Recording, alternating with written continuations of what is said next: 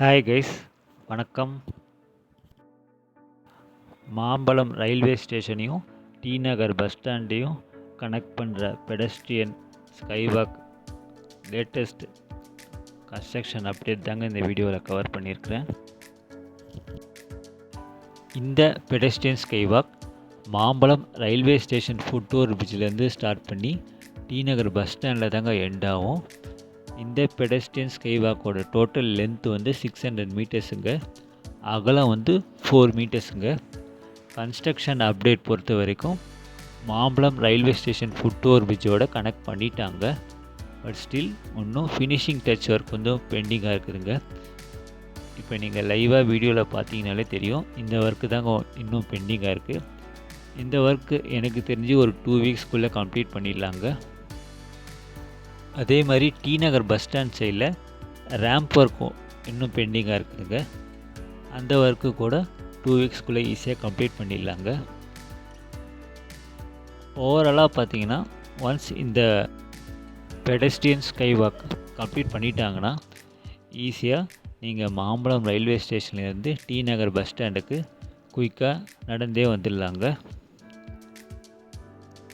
என்னுடைய prediction next year ஜனவரி 2023 பொங்கல் டைமில் இந்த பெடஸ்ட்ரியன் ஸ்கைவாக் பப்ளிக் யூஸ்க்கு ஓப்பன் பண்ணுறதுக்கு நிறைய சான்சஸ் இருக்குதுங்க.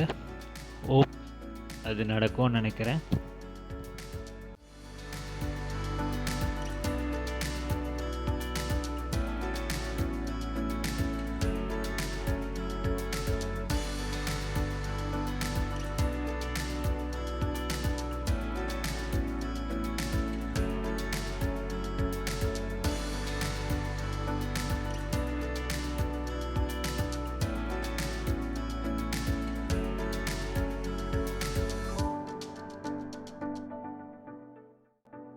இதுதாங்க டி நகர் பஸ் டெர்மினஸ்.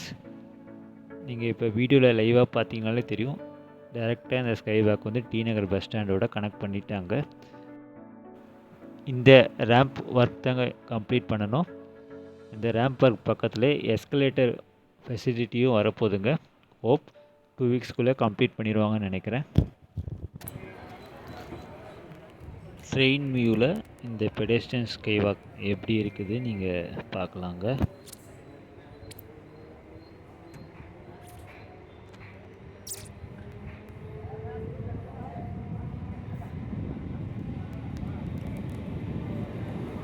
ஓவராலாக பார்த்தீங்கன்னா ஏற்கனவே நான் சொன்ன மாதிரி நெக்ஸ்ட் இயர் ஜனவரி 2023 பொங்கல் டைமில் இந்த பெடஸ்ட்ரியன் ஸ்கைவாக் பப்ளிக் யூஸ்க்கு ஓப்பன் பண்ண சான்சஸ் நிறைய இருக்குதுங்க.